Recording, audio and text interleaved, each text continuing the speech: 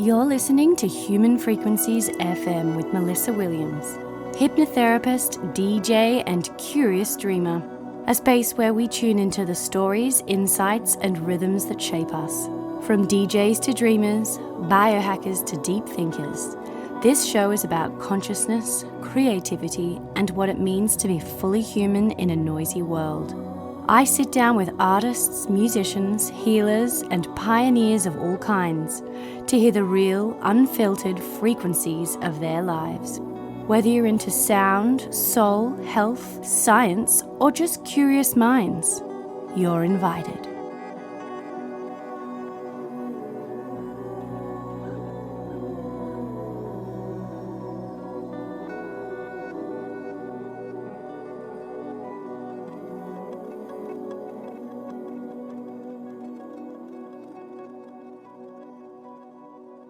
So today on the show, I'm joined by Ali Skiba, a recovering tech executive who has taken an extraordinary leap from the corporate world into her true calling as a celestial singer, vocal activation coach, and sound healer. Based here in Sydney, Ali offers profound work rooted in the power of her voice and vibrational medicine. Through breathwork, vocal liberation, and sound healing journeys, she helps both individuals and teams regulate their nervous systems, build emotional resilience, and reconnect with their deepest truth. Her mission is simple but powerful: to raise the collective frequency of the planet, one liberated voice at a time. Ali's work isn't just about singing. It's about helping people remember who they are and express that fully, authentically, and unapologetically.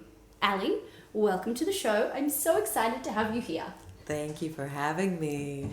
So, I've told the audience a little bit about what you do, but I'd love you to explain in a little bit more detail some of the things that you do, but also how you got into it. Yeah, certainly. Well, let's start by saying, like everyone listening, I am a spirit in human form. And I have learned the side effects of being a spirit in human body that comes with the pressures of adulting, of living in a society that doesn't really support our cyclical nature, particularly as women. So I grew up fearing let's say the feminine energy, the soft, the emotions, the intuition, because I didn't feel it was safe. So I silenced and quieted my emotions in pursuit of a very masculine dominated field. Me against the world, never depend on a man, don't need anything from anybody because it's scary out there. And so I pursued an electrical engineering degree, climbed the corporate ladder, only to find myself deeply unfulfilled and very lost, and coping with copious amounts of wine and other substances that were really just numbing me from myself. And after about 8 years in the corporate space, working as an engineering program manager at big companies in Silicon Valley, I hit rock bottom and I threw myself into a yoga teacher training, not knowing that the yoga teacher training would be the ultimate gateway drug for my spiritual journey. And it's really a never-ending spiritual journey. But through that yoga teacher training, I learned about the profound healing practice of our breath, of movement. And it was like being at Hogwarts for mere mortals to learn that we actually have magical powers. And through the postures, through the meditations, through the reflections, I really realized that I had been running from myself my entire life, and I didn't really realize who I was on a deeper level. And it set me on this quest. So intrigued by the yoga teacher training that I did in San Francisco while working a very grueling 9-to-5, or I'll say 8-to-8. I Googled yoga teacher jobs abroad, and I was fascinated to find that there are yoga travel jobs all over the world where you can teach in exchange for food and shelter. Oh, wow. So off I went on this quest. Ultimately, I quit that corporate job. I sold everything I owned, and I booked a one-way ticket to Panama to work on a boat in the Caribbean. Oh, my goodness. Teaching yoga, playing music, and cooking for a boatload of people, which it's hilarious. Anyone who knows me knows that that's not my MO. But I went on this quest that ultimately sent me around 16 countries and 5 continents, looking for healing from every guru and shaman and healer I could find, from traveling around to getting off that boat to working at different surf camps, and ultimately ditching the teaching to go on my own healing journey. I ended up in Peru, sitting with different plant medicine. I ended up living in an ashram in India, studying Tibetan sound healing, Tibetan bowl, sound therapy, and ended up, 16 countries, 5 continents in the span of a year and a half. And it wasn't until I found breathwork, a different type of breathwork that we would normally access in a yoga class of pranayam, the ancient yogic phrase of extension of our life force energy. But this was a more intense type of breathwork. And what I learned as I started to study this breath work on my travels was the power of quieting the neocortex, the thinking mind. And after, part of my travels, I meditated 10 hours a day, 10 days straight in a Vipassana in Sri Lanka. And what I realized is I got further in 20 minutes of this breath work than I did in 100 hours of deep meditation. And for me, quieting the neocortex is not as simple as sitting down on a cushion. It requires really some intense, as I call, bottom-up practices, where you actually move the breath so intensely that it starts to shut off that thinking mind. And so what I found is, after this quest of outsourcing my healing to every guru and shaman and healer I could find, that I realized, as the cliche goes, I am my own healer. Yes. And so I went to study this work, and through the practice of healing myself and my nervous system, I started to feel really inspired to connect with my voice, to use my voice in ways that I'd never used my voice before. Having played guitar as a teenager and connected with music in that way, it was never really a devotional practice. It was how can I entertain people at this bar? And then it became this real sacred ceremony of connecting with my voice, not to heal anybody else, but to tone my vagus nerve, to connect with the greatest instrument there is on the planet, is the human voice. And so I started diving into sound therapy, breath work, and just my own personal devotional practice of vocal activation, which, as I started to share the practice of sound healing and breath work, the more and more I found in the workshops and the events I was offering and the sessions I held, is that there was just so much vocal suppression. And people didn't just need me to sing to them, they really needed to sing themselves. And so there began the voice activation program that I birthed and started sharing with women, men and women, far and wide. But when I came to this country, this was 2019, I had arrived with a backpack guitar and 6 kilos of Tibetan singing bowls, as you do when you leave an ashram in India. And I came to this country as, I'm a sound healer. Where's the visas? Turns out they don't have visas for sound healers yet. What's a vista? A visa. A visa. Oh, okay. Yes. Oh, yes. That's a shame. I know. So they didn't have a visa. So I, of course, was playing music on the streets, which, I didn't even have enough money to get an amp, and I was so gung-ho about not going back to corporate. But lo and behold, I was that desperate where I thought, you know what? Let's just go back to corporate, because it was either starting a new life down under or going back to my parents in California. Love you, Mom and Dad, but that was just not on the cards after going around the world and finding all these... a backward step. Yeah. Our greatest teachers are our family. We'll get into that, I'm sure. But so I went back to corporate a bit kind of with my tail between my legs of I'm on the other side of the world. A year and a half later, doing the same job, I left. And I'll just pause and say, corporate is not evil, and corporate, we need people to keep the lights on. We need those jobs, and my goodness, there can be zen in corporate, and there can be purpose and meaning and happiness in those jobs, so long as people are maintaining their humanity. But I personally knew there was something else I was meant to be doing, and I wasn't doing it, and I didn't know what it was. And so when I first left corporate, it was, let's just find what lights my soul on fire and fearlessly and fiercely pursue it. So after going around the world a year and a half, I was like, okay, there's something here with these bowls, there's something here with the voice, there's something here with breath work. I could maybe make a business out of this, round 2. So then went back to corporate, got that visa, got that stability, built my business on the side, and that was 2019.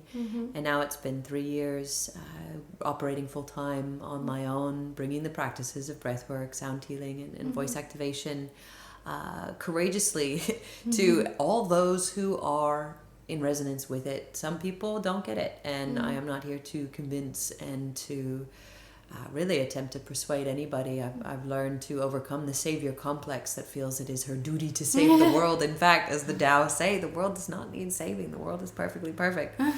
But yeah, so to answer your story, how did I get to where I got to?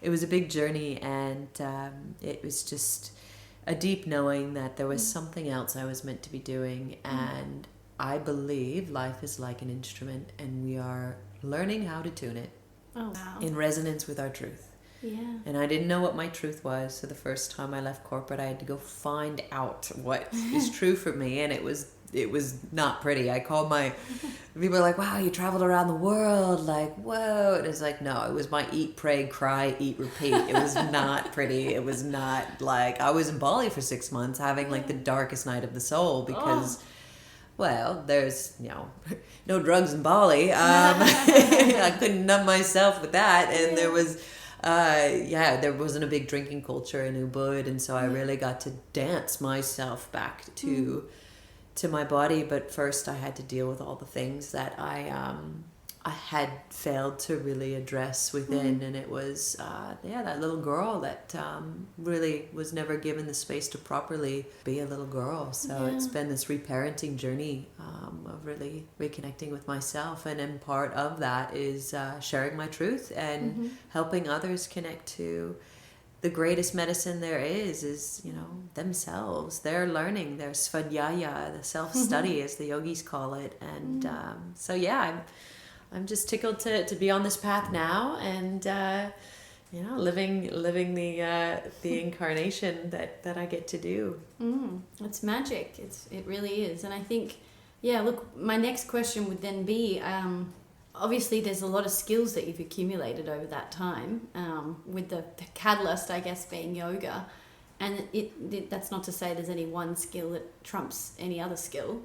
It's probably a whole toolkit of various different skills, but I'm particularly interested in the voice, the vocal side of things. Maybe it was more like a beacon or something that was showing me that there was more there. It was when I did do a voice activation class with you, and I realized that I was holding a lot of tension in the voice, in the vocal area. And then that kind of transcended into me realizing how much tension was being held in my body, and then realizing I wasn't actually saying what I felt with people, in my interactions with others. But what do you find is the kind of underpinning issue with people who are kind of experiencing issues with their voice? They might be losing it actually physically, or they just might want to sing, or they might want to use it in public speaking. How do you kind of start that process off with people? And how did you come about the voice? Because did you have to train for it? Because everything else requires training, but vocal stuff doesn't necessarily. Obviously, you can learn to sing and there's breathing and everything, but when it comes to catharsis in voice and song, I think that's not something that necessarily can be taught. I mean, maybe it can, but well. There's a lot there. So I'll start by saying anything you can learn with dedication. However, there's an element of getting out of the way. And I played guitar as a teenager, right? I was singing songs, and I did some voice lessons as a kid. It was very do, re, mi, and da, la, whatever. I don't know. And I realized that I'd been so hung up on the logic and the reason of the, the masculine energy. And as female, we all have, masculine, feminine energies, the yin, the yang. And I realized I was so hung up on the structure, the logic, the reason, the strategy, the technique, the analysis, all of that. And in my journey to really healing the wounded feminine within me, I realized there's a wounded feminine within all of us who 1 + 1 is not always equal to 2. And learning to connect to that part of the unseen realms and open my, as I say, channel for sound to move through me, to become a conduit for sound. And you can study till, the cows come home, but really you have to practice. And, to your question about, working with a lot of people, and what I see predominantly is the beliefs that we have are not supportive of our true vocal liberation and expression. And that applies to our beliefs and our words that we use about money, that we use about life, that we use about everything. And I get client after client that says, I can't sing. And I'm like, well, you stop putting that spell out into the universe. Yeah. Anyone can sing. Yeah. And a lot of my clients have no intention of singing, actually. It's about being able to speak their truth, whether it's in the boardroom or in the bedroom, to have that difficult conversation with the partner, with the boss, to ask for that raise. And I've found in my own healing journey is it starts with the relationship with yourself. And the more we learn to love ourselves, the more everything around us starts to become in resonance with a person, a soul who believes they're worthy of love. And I found that I spent most of my life wanting to take care of everybody else and being so switched on and tuned into the needs of everyone in the room that I would silence my own needs to fit in, to be liked, to be loved, whatever you want to call it. And I had to really pull back the layers and the beliefs that I didn't even know were stored. This is like going down the kinesiology path of like what beliefs are stored in the body. But as I got on this quest, and I mean, I was desperate to find healing because I was in such a dark place. I won't go into that, but I think anybody who's been a human, right, knows the dark nights of the soul. And it's this kind of, it's a place where you just get so desperate to find purpose, meaning, healing, whatever it is that you try. Acceptance, love, all of a it. tribe, friends, all of it, all the basics for survival. Yeah. And sometimes they always just seem just out of reach. Yeah.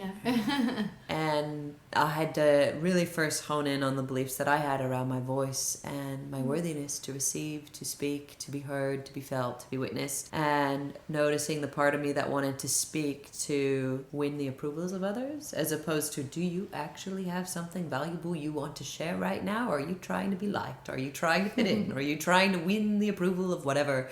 And it became this shedding of like, let them. One of my favorite books from Mel Robbins, right? The let them theory. Let them think whatever.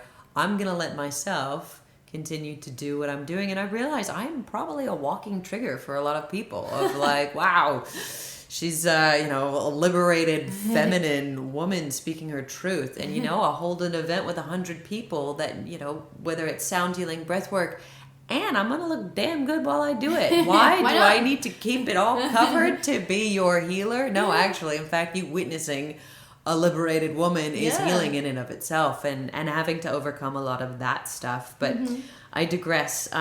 We can chat more about the fear of the feminine energy as a whole nother podcast. Please, can we? But when it comes to voice, it's really what narratives are we nurturing and what beliefs are we nurturing, because our world is really just a byproduct of our beliefs about our world. And when we have beliefs that we can't sing, or beliefs that it's hard for me to speak my truth, like, careful what you nurture, what you water, so you reap, right? And I don't know if that's a saying. We'll just make it one. We'll just make it one by Ali Skiba.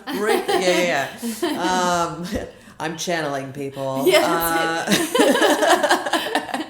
So it's a journey to really connect to true vocal liberation, not from a place of appeasing the needs of others, but from speaking from the depths of my soul, because the voice is the organ of the soul. And when we get to understand our voice, like you said, you realize that there was suppression of the voice, of not speaking your truth, and then realizing how deeply entwined that is with the body and what we hold. And they call the sacred twins, the throat chakra and the sacral chakra. Absolutely. So they're so connected, it's not even funny.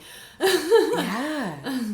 can feel it. If you understand it, you can feel it in various scenarios, and even in labor. When I had a midwife tell me, I got into a conversation about throat and the pelvic floor, and she said, well, when we're telling the women to breathe and allow for the delivery, and they're screaming and they're in pain, we always tell them, open your mouth, open your throat. It will open the birth canal as well. And that was just a common thing that they know about. You know? And I mean, even if you look at relationship with others, particularly, me as a woman, if I'm engaging with a man, just starting to build a relationship, if I feel safe sharing my voice, sharing my story, my thoughts, my ideas, I'm open sacrally. Not that I'm like ready to, get down, but it's like, but I feel that safety because my voice has been heard, and now it's like, okay, the womb space feels open, creative inspiration pours more easily. I feel more passion, desire, joy. That's the sacral chakra, and vice versa. When we feel passionate about what we're doing, creative, inspired, living a life of pleasure, and there's so much shame with the word pleasure, even saying that, like going to get a massage is pleasure, putting nice lotion on my face is pleasure, scratching my arm at night when I can't sleep, that's pleasure. And yet there's been so much shame around that, and so that's a big part of the work that I offer with women is like, okay, if you're having hormonal dysregulation, sacral chakra irregularities of sorts, it's like, where have you been silenced? Where have you not been speaking your truth? And where have you felt constricted? And sometimes it goes beyond this life. Sometimes it's past life, ancestral childhood. And I also say not to get too hung up on the stories, because we can get so fixated on the mama drama, sister wounding, like all the things. And look, I could write a book. I will write a book on all of that. But at the end of the day, like, I'll just quickly tell this hilarious story that I think is relevant to exactly what I've shared here. Is I spent the morning bumping into people chatting about astrology, deep astrological, talking about the stars and how it impacts us. And it was this beautiful just moment of like, wow, we're so switched into the stars. And then I go, I'll get to the point here. Then I go to the sauna and I see a guy with stars on his back. And I go, oh, what's the stars? And he goes, what is it? The Southern Cross. And I go, not knowing at the time that it's the most bogan tattoo anyone could get. And I go, here I'm like on the edge of my seat ready for like another deep and meaningful astrological conversation. And he goes, it was after a 3-day bender and I didn't even know I had it till about a week later. And I was just beside myself laughing because this is Leela, the cosmic joke, where yes, it's all well and good to dive into the stories and understand the traumas and the dramas and why maybe I'm feeling suppressed. And also, it could just be a fucking bogan tattoo. And like, a good analogy. And like, don't overthink it. Like, yes, don't focus on the details. It's the how you do it, not the why.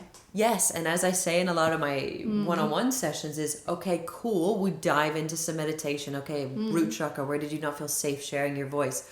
Okay, cool, now we take full responsibility for your voice in this moment, in this time, in this place. I don't care who told you couldn't sing as a child. I don't care you were burned at the stake as a witch. I mean, yes, I care. That's awful, right? Terrible. But it's like, in the past. Now I can basically run a business as a witch. That's it. Hey-oh, modern day medicine woman.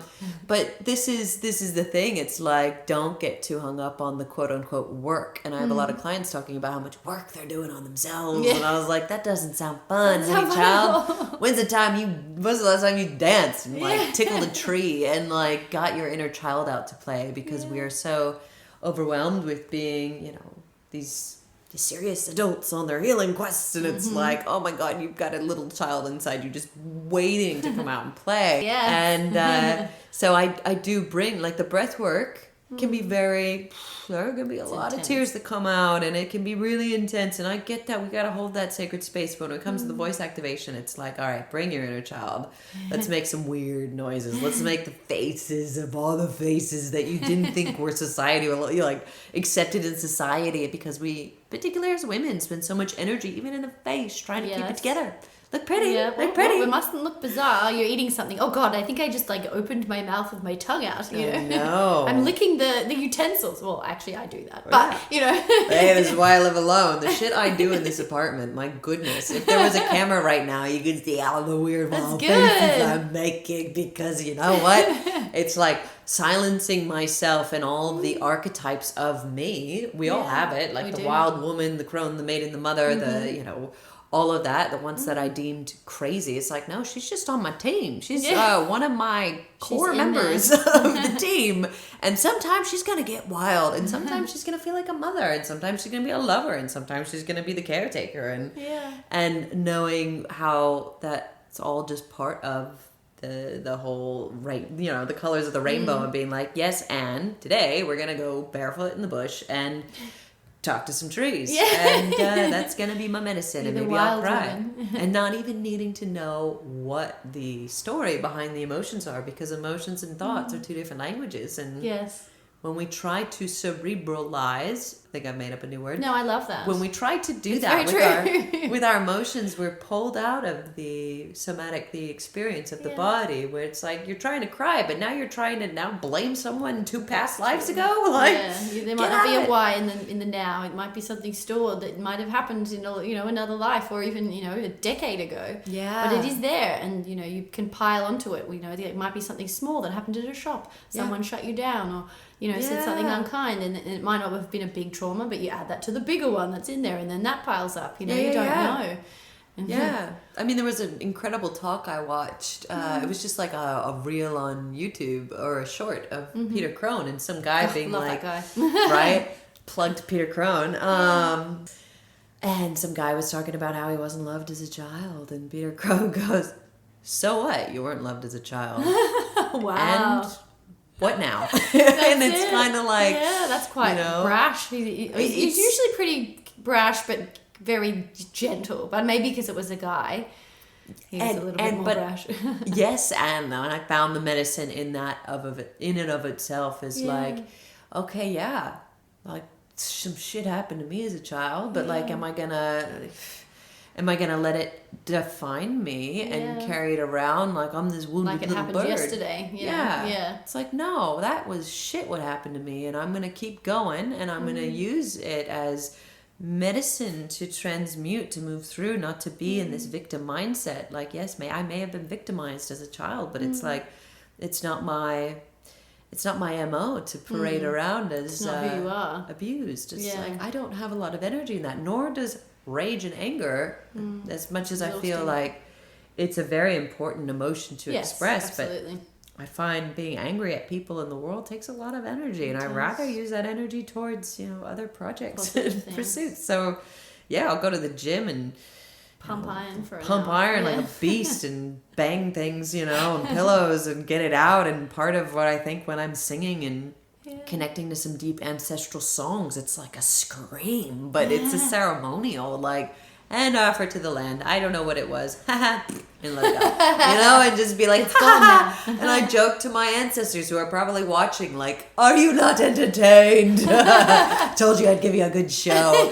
And then I just go about my merry way of like, well, we are, as Joe Rogan says, talking monkeys spinning on an organic ball in space. Yeah, that's true. And don't take it too seriously. That's exactly right. What do they say in Buddhist philosophy? I think it's Buddhist, or is it Stoics? They say the difference between pain and suffering is pain is being hit by the arrow, but suffering, I think, is twisting it around, or it's like we like animals tend to feel pain, but they don't tend to suffer, depending, unless it's like chronic pain again and again. But they don't put a story, they don't attach a story to the pain, and they don't they just move on, because they're not, like you say, cerebralizing.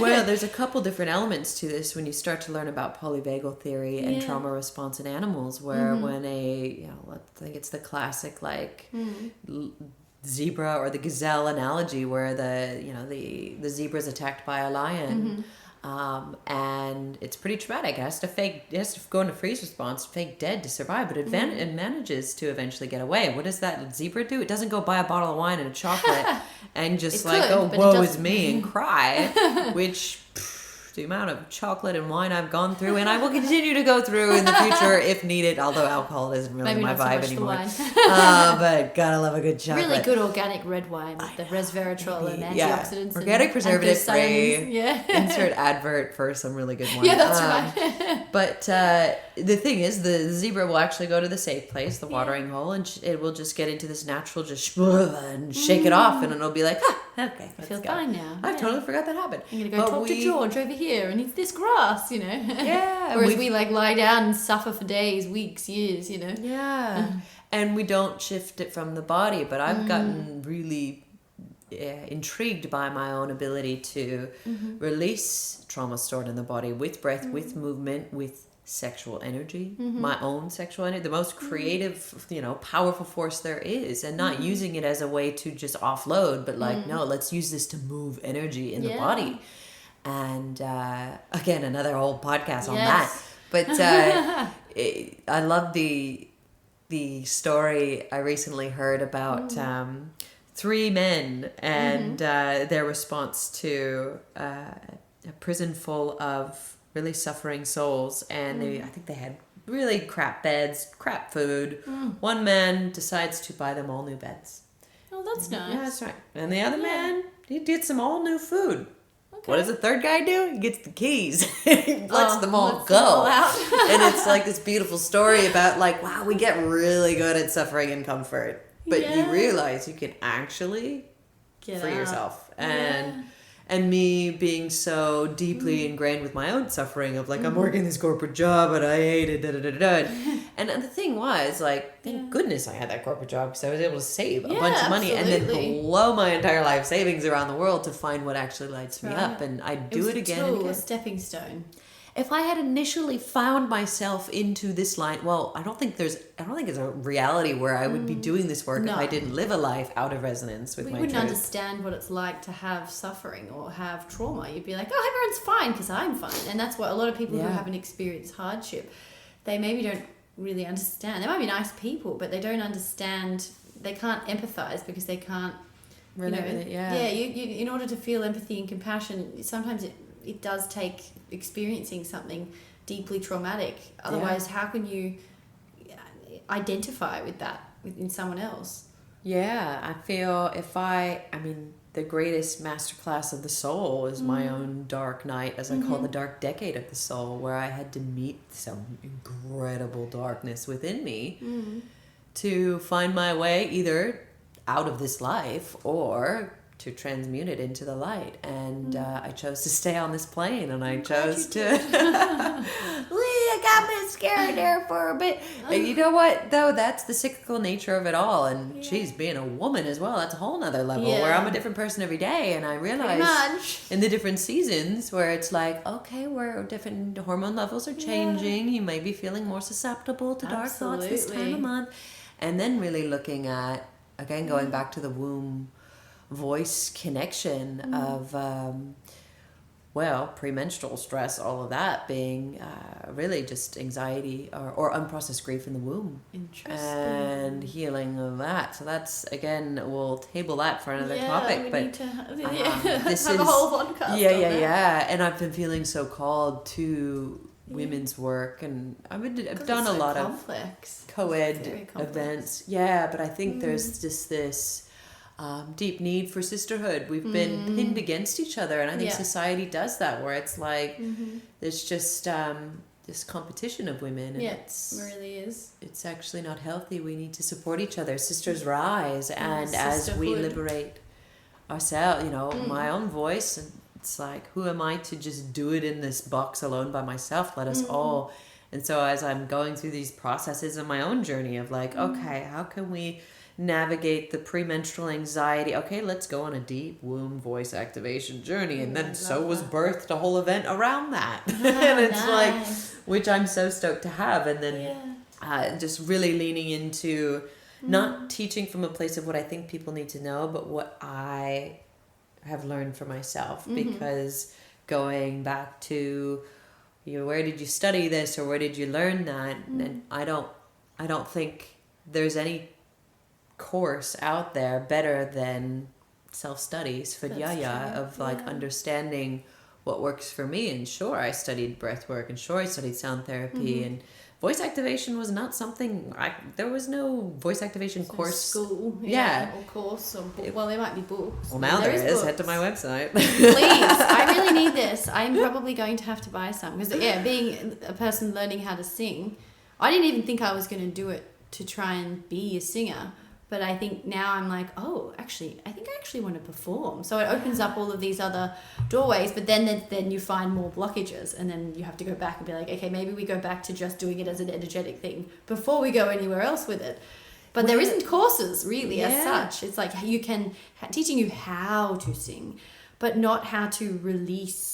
How to connect to your song channel. How to become a conduit for divinity to sing through you. Like, they don't teach you that shit. No. But I'll tell you, through the program that I cultivated of that I birthed through working with the energy centers and starting from root to crown. So like in the week 1, it's all about root chakra. Where do we not feel safe sharing our voices, and using the vibration of our voice to clear, cleanse, and purify stagnant energy in those spaces from the sacral, the shame of like, where did I feel disconnected from my worthiness to receive pleasure? And we do all sorts of work on that. And then solar plexus, where am I pleasing everybody, people pleasing at the expense of my own, power and confidence and all of that? Because I find in my own journey, and this is a big solar plexus, tangent of like chasing certification after certification to put off that's me. doing the work that you've actually been able to do all along, because it's like, well, let me just wait until I finish another one.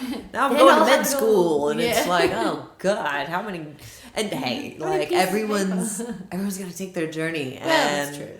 But did I wait for someone to wave a wand over me before I'm like, I'm now a voice activation coach? No. Like, I didn't know, there's no piece of paper, but I'll tell you build trust with the community of being like, actually, and time again with the one-on-ones, with the groups. But you're also embodying it yourself. It's like I've been having this thread in conversation with people in my inner circle, like them trying to give me advice about things, and then I have to say, well, hang on, you haven't embodied that. It in yourself. So why are you berating me for not embodying this paradigm or this concept if you're not doing it yourself? And I think that's the best way to learn, is you've fully embodied this life, these practices. So you know where to start, you know where to finish, you know what happens in between, and then you can teach it. Yeah. And, you and wouldn't take financial advice off a person in the street who's homeless, just like you wouldn't take relationship advice over someone that's had multiple divorces and can't facilitate a relationship, Right. Yeah. And it's been, all I can really share is my own experience with my own, incarnation and just trust. And I witness time and time again. I mean, I've done countless festivals around Australia where I'll offer a voice activation workshop for these people, and the amount of tears and energy. I had a deaf woman at Prana Fest who did the whole voice activation journey with an interpreter. Yes. This was in Queensland, June, the same day as my album was launched, my birthday. Oh my God, it was a big day. Talk about that. And I held the biggest workshop I've ever held at this festival, and there was a deaf woman who had an interpreter, and she had such a potent experience of really meeting her voice, but having never really been able to hear it, Yeah, that's true. And it just, there are no words to put around just the amount of, just deep joy I felt, pleasure of being able to provide that for somebody and for these people, and it can just be pleasurable. Anything along these lines, whether that's breath work, yoga, voice activation, singing. It's funny, there is a point you get to when you're doing these practices with, someone either leading you or in a group, where you feel it's like everything else switches off, and you're like, oh, there it is. Yeah. I don't know how you would describe that.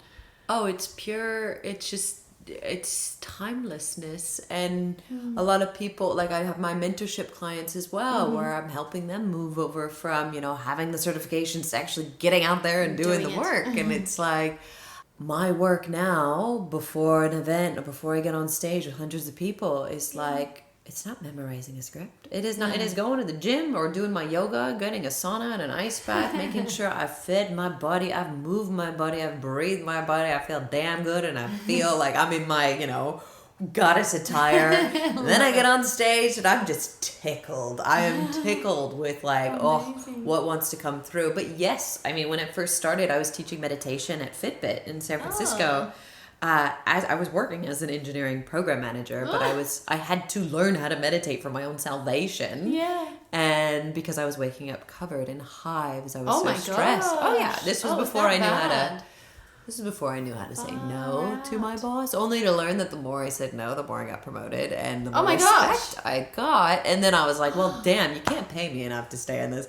But what I found in the meditations initially, I was memorizing everything I would say in those meditation classes because I wanted to make sure that perfect. It was perfect. And the first, spark in my soul when I would facilitate that in San Francisco, having no idea that I had any interest in holding sacred space or anything like that. No idea I would ever be where I am doing what I was doing because it wasn't, a degree you could get like modern day medicine woman. Be great if you could. I'd probably go and study. Well, hey, maybe you can be the first school. Watch out, world. Ali's Ali birthing Skiba's a new. college. I know, birthing a new mystery school. Yeah. But what I found was just the light in people's eyes from that meditation and how it was like, wow, I did that for them. And so, where I'm getting at it, there was a lot of rehearsing and memorizing, and now it's just like fully, to your point about embodiment, it is like, I live, eat, breathe, sleep, everything in resonance with what I offer. And the stories around, but you live in Manly and you get a debt, and like, how do you afford it? It's like, the universe is my sugar daddy because I believe that all my needs will always be met in the most amazing ways, and I've had to really heal and clear that part of me that had to die, the part that thought that starving artist paradigm that you gotta sell your soul, that one. right? It's like work harder to make more, and it's like actually here's my favorite new mantra. The less I work, the more pleasure I experience. The more fun I have, the more money I make. Interesting. I don't think I've mastered that one. I think we need to do a whole podcast on that one because that is a major issue that I guess a lot of people are experiencing, certainly myself, where there's a paradigm I'm kind of on the verge of is I don't want to overwork because I'm, highly feminine, highly sensitive. I'm very creative. But in order to survive and, live comfortably, whether that's to be able to drive a car and buy my face creams, have my, whole food, I have to be able to have enough to pay for that. So then the pump and grind is required. It's like, how do you balance that? And that is something I spend a lot of my time researching, like a lot of my time researching. Well, I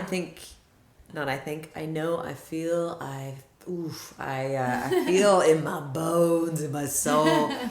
It's not something you can study and research. It's something you have to feel into. As I tell a lot of my clients, I operate my business on a different dimension. Let's just say it's not the matrix of work hard to make more money. It's like, no, I choose me. I'm going to go for my walk. I'm going to go to the gym. I'm going to do a sauna and ice bath. And then I meet someone in the sauna who ends up landing me a corporate client who pays my rent, basically. And you can't make this shit up because I just time and time again, I always surrender. see you in these places too. We always bump into each other in all of these places. Hey, how is she enjoying her life and not having to work so hard? Yeah. It's like, I know, baby girl, because, here's the thing, is I spent years building my business on the side, burning out at both ends. And you know what? I kind of had to because you can't get 100 plus 5-star Google business reviews just twiddling your thumb in the cosmos. And trying to manifest it by sitting there and just thinking about it. There is action required. Yeah. Like, as much as I like to think I could flick my bean and just like, more money in my bank account. I mean, but that is a whole nother story, and there is actually something to that called, the magic of our creative life force energy. However, I did have to burn out a bit to realize, and I shared this actually at a recent YouTube video I shared about,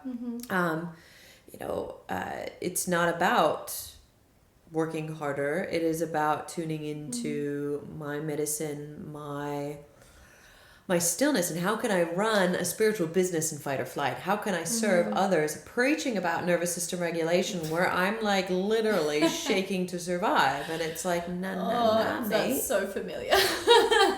Because it's out of, again, it's That's like right. I speak Out a of lot alignment. about vibrational. Everything in this universe is vibrational. So if I'm resonating or listening to the frequency of scarcity, limitations, lack, doubt, fear, basically all funnels under the same umbrella of fear. Yeah. And then there's all the other things that funnel under the same frequency umbrella of love. Yeah. And I was putting way too much energy towards fear and scarcity and lack and Because that's how we're programmed, especially as women, as females. We are programmed to see the danger, to see the problem over and above the solution, because we are obviously innately built for raising young, and we have to see the danger in order to keep them safe. So somehow we have to kind of reprogram ourselves to see everything, rather than just, oh my gosh, we've got to keep the baby safe.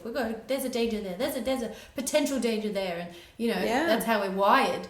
Oh yeah, and it's been healing that little girl as well that wanted to take care of mom and dad, keep them together, and silence my truth and suppress all the things to just keep the peace and keep now you safe. Yeah, and I needed to, in a way, to Absolutely. keep myself safe as a child. And now it's like survival. this reparenting journey of like, actually I am safe, and everything is technically, I mean, you take enough plant medicine to see the fabric of the universe is technically a holographic projection of our beliefs about it. And I was like, so I hear. I need to explore this deeper. Yeah. So I need to do a whole podcast just on psychedelics and plant medicine. yeah. That will be in the works. Yeah. I mean, if any country will support it, Australia. Yes. Though I will also say we can access these altered states or expanded states naturally with our breath, but a lot of people don't have the patience for that, and they need a quick fix. Right. And you're gonna all, if like I've said to a few of my group events, I could save you a trip to Peru with a questionable shaman with an ayahuasca journey that may actually cause more trauma than good. That's true, and just take you through a breathwork journey. That's exactly right. It doesn't work for everybody. Well, it might work for them, but it also might be risky as well. Yeah, and to each their own. Like, there are so many instances where I realized that kind of mama bear inside me wanted to just handle every permutation of every possible outcome that somebody could go through and experience because of that empathy that I have. I can tune into all the different things that someone might need. And even, for example, when you are getting ready to come here, I had this thought where I'm like, oh, she maybe has a bunch of stuff she needs help carrying, and I should just let her know. Voice message. And then I also had this like, but it is her medicine to use her voice to ask me for help. Yeah, that's right. And I was like, no, I'm going to try and get my own parking spot. So I was like, before I ask for help, I'm going to try and do it myself. And I did. I found one literally around the corner. Yeah. And I was like, I'm going to do this. That's why I prefaced that entire voice memo with, first, let's call in your VIP parking spot. Yeah. And it kind of did happen. That did happen. I mean, it came in. If it wasn't like bucketing down rain, I would have been like, let her do what she needs to do and use her voice as she needs to. And I'll also just throw in the BT dubs if you need some help. Like, I will go, I'm still in my pajamas, but I will put my shoes on and carry my boxes and help you. But sometimes the greatest teaching we can do is to let people go on their own journey and to get the F out of the way and be like, how am I? It's just like when I was working in corporate and there was broken process after broken process, and I was holding it all together, putting the plugs and the corks in the boat that was sinking, and then I realized, let it burn, let it burn. They'll and then never I'm learn like, otherwise. You can't put other people's fires out forever. let it burn, let it sink, let it, bury it so that you can, not bury it, burn it so you can transmute it and build something new from it. Because when we try to hold it all together, we're just containing a broken system. And for me, I had to die many times in this lifetime. Ego death. Yeah. Oh. Yeah, and also coming to the bogan tattoo metaphor of life of like, yes, and like, don't get too hung up on the quote unquote work. No, I love it. Look, I have one last question, which we will, because we're running out of time. I love everything we've discussed, and I want to do another podcast in the future. But I think the most important topic here is, we'll cover that over the next couple of minutes is tell us about your new album that's been released. And I know there was some music you released before that, but that's obviously one of the basis of this show is obviously music and the creative output. So tell us about this new album that's just been released. So it was released on my birthday, June 6th, and it's called In Spirit, now available on all streaming platforms. Excellent. Check out Ali Skiba. So it's really a compilation. It's really the culmination of my own voice activation journey is to put words to my story, my journey, and look, it's just scratching the surface of everything I've written, but I wanted to get these songs out, and they're all songs I've written in Australia because there were many songs I wrote in San Francisco about how depressed I was and the men who pissed me off and broke my heart, but those just didn't really make the cut for the In Spirit album. Just like the song Dick Sand about getting lost in the lust of a man didn't make the cut for energetic reasons, but will probably come out as a single or a bonus track. Oh my goodness, I should really stop. So, right, the album.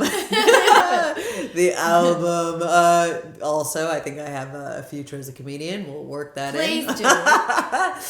Oh, the things. You could do a comedic album. I know. Actually, that you should have come to the album launch party. It was hilarious. Really? I was telling jokes and stories. That's the whole point. Is like, yes, it was an intense, all the things. And so the first song on the album is San Francisco, about how I went around the world looking to find myself, and I tried a lot of things to mend my spirit. I met magical people. And then I ate a lot of mushrooms. And it opened my mind. And then at one point I died. Wow. And now look who's back from the dead. Yeah. And so that's a bit of an anthem of like going around the world and finding all the things and expanding my mind. And then, so that was kind of what brought me to Australia. And then the other songs of like coming home, really coming home to myself. Sweet melody of like how even when things may be going well, like we can have these dark moments, and it will come time and time again where we can't hear the sweet melody of life or the pitter patter of the rain or the songs of the bird, and just trusting that song will return. And so these songs are out there now, and I've already started the next album, which I was in the studio yesterday recording. So the first exciting! song. Oh my god! I thought I would never do another album. Well, not never. I just thought it would be a while because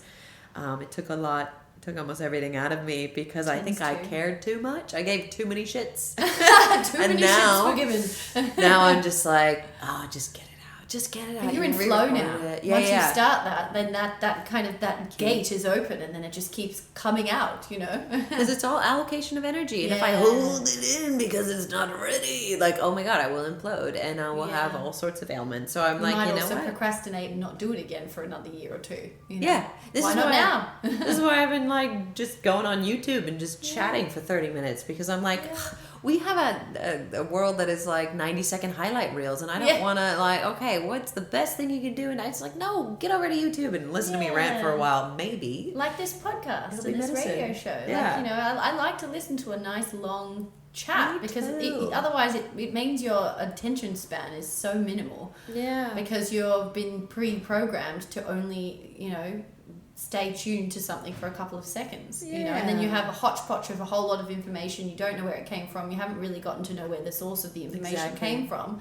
And so it can't land. And if you're basing all your information from, TikTok and Instagram reels, then a lot of it's false. But if you listen to one long, chat podcast, you find context, you find, the nuance in there, and you can figure out for yourself, okay, I have this information, now I'm going to go and research it. And it's usually one or two topics within that. Truth, we need truth, which is going to be the name of this next album. And authenticity is the highest frequency. It is not love, it is actually authenticity. Okay, and if maybe in the moment the most authentic thing for you is rage or grief or whatever, like that's the highest vibe because it's real. And stop trying to get attached to the good states because all of it is divine. Being a good girl all the time. Yeah.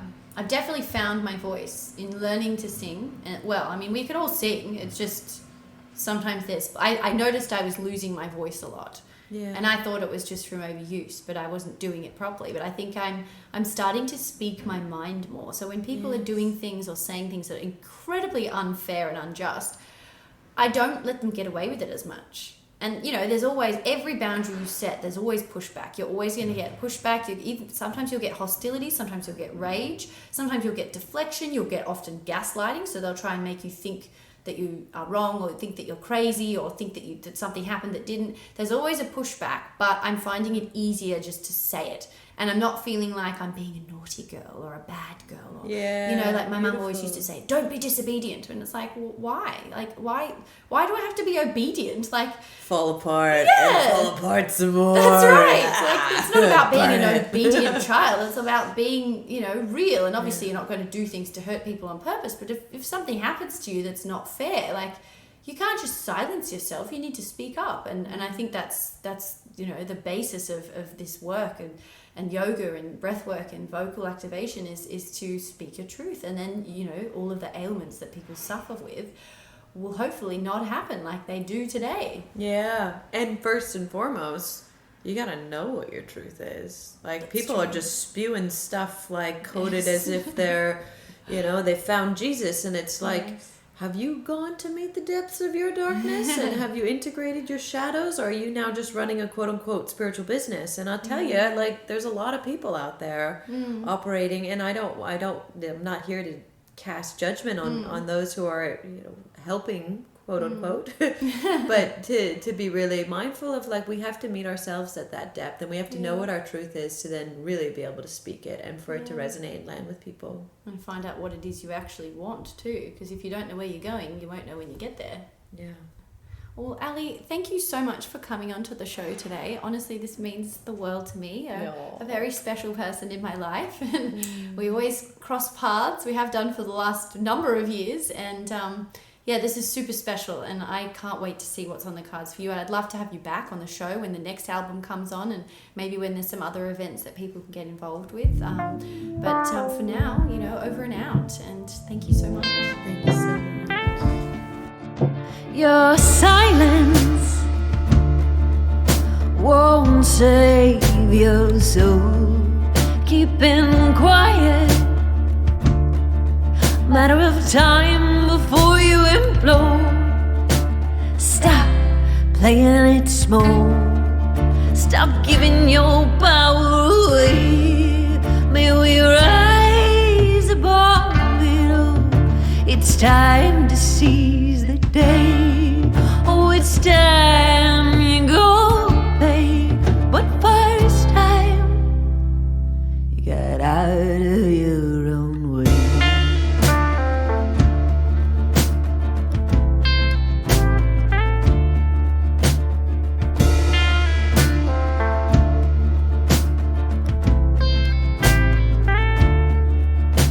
Declaring the bounty that life has to offer me, I choose to believe. Abundance flows in every direction. I'm worthy of my wildest dreams. So worthy of those dreams. So worthy. They're chasing me. Ooh.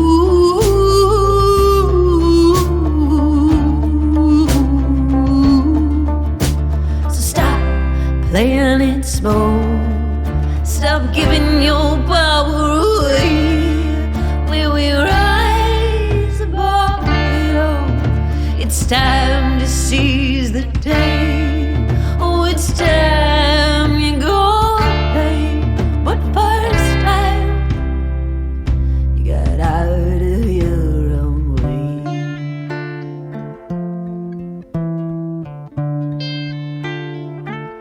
And I choose to see this collection of ways that carry me, a reflection of my being. And as I ride these waves, I start to see we create what we believe. We attract